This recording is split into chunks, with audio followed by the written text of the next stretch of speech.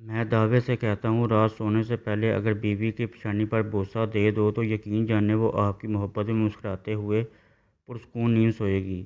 بیوی کی پیشانی پر بوسے سے عقیدت پیدا ہوتی ہے۔ بیوی اندر تک خود میں سکون اور اطمینان محسوس کرتی ہے، خود کو بے خوف محسوس کرتی ہے، خود کو محفوظ ہاتھوں میں محسوس کرتی ہے، خود کو امیر ترین عورت محسوس کرتی ہے۔ بیوی کتنی ہی غصے میں ہو، کیسا ہی جھگڑا ہو، ایک بار پیشانی پر بوسہ بیوی کو اندر تک جھنجھوڑ دیتا ہے، اور ایسے موقعوں پر چند بیویاں تو شوہر کے اس عمل کو دیکھ کر خوشی سے رو بھی پڑتی ہیں۔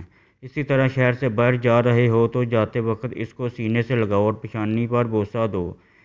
اس عمل سے آپ جتنا وقت بیوی سے دور رہو گے، بیوی گھر میں سکون سے رہے گی، مسکراتی پھرے گی، لہلاتی پھرے گی، چہچہاتی پھرے گی۔ اسی طرح خود پر لازم کر لو کہ کھانا بیوی کے ساتھ کھانا ہے، یا کم از کم دن میں ایک وقت کا کھانا بیوی کے ساتھ کھانا ہے۔ اگر یہ عمل شروع کریں گے تو یقین جانیں ایک وقت ایسا آئے گا کہ اگر آپ کہیں مصروف ہیں تو آپ کی بیوی بھوکی سو جائے گی، لیکن آپ کے بغیر ایک نوالا پیٹ میں نہیں ڈالے گی۔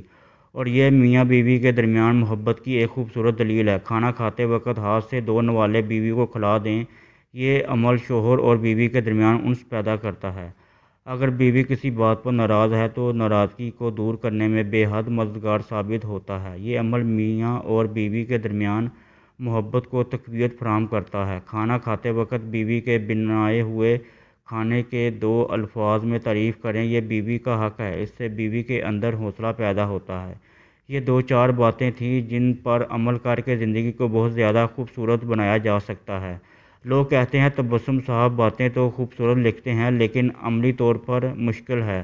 ارے جناب کیسی مشکل! ان اعمال کو کرنے میں نہ ہمارے پیسے لگتے ہیں، نہ ہمارا وقت ضائع ہوتا ہے، اور نہ ہی کسی قسم کی کوئی مشکل پیش آتی ہے۔ جناب زندگی کو خوبصورت بنانا پڑتا ہے۔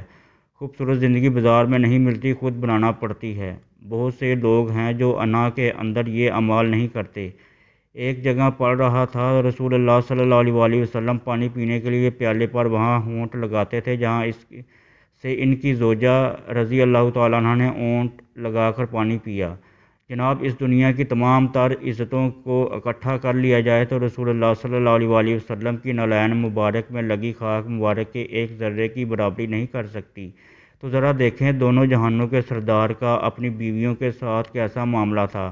ہم پڑھیں گے تو ہمیں معلوم ہوگا نا، ہمیں ہمارے آفس ورک، دوستوں اور موبائل سے فرصت نہیں ملتی، لہٰذا اپنی انا کو چھوڑ کر ان اعمالوں کو زندگی میں لانا بہت ضروری ہے تاکہ آپ کی ازدواجی زندگی ایک خوشگوار زندگی میں بن جائے، ورنہ دنیا کروڑوں لوگوں زندگی گزار رہے ہیں، آپ بھی گزار لیں گے، کیا فرق پڑتا ہے؟ میں اکثر کہتا ہوں زندگی کو گزارنا نہیں ہے، زندگی کو جینا ہے، اور یہ کام اپنی انا کو چھوڑے بغیر ممکن نہیں۔ ہمیں اشرف المخلوقات بنایا گیا ہے، ورنہ جنسی خواہش جانور بھی پوری کر لیتا ہے۔